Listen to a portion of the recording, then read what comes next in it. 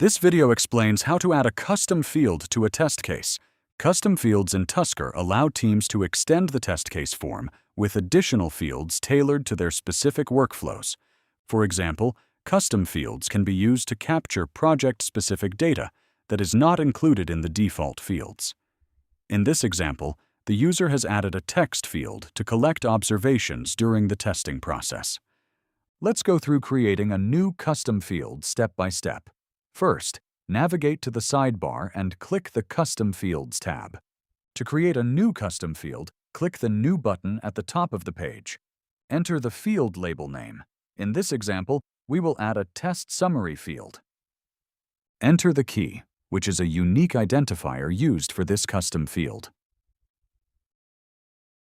Choose which form the custom field should be added to.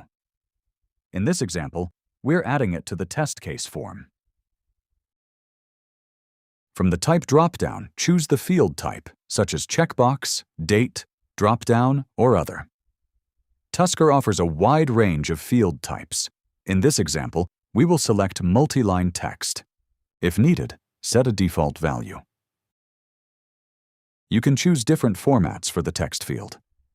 In this case, we'll select Rich Style, which allows styling the text.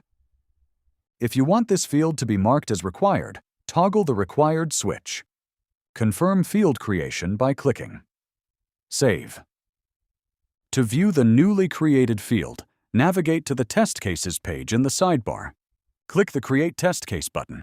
The new field is now available in the test case form. You have successfully created a new custom field and added it to the test case form. The flexibility to customize your data fields is crucial to ensure your daily QA workflow is well organized and efficient.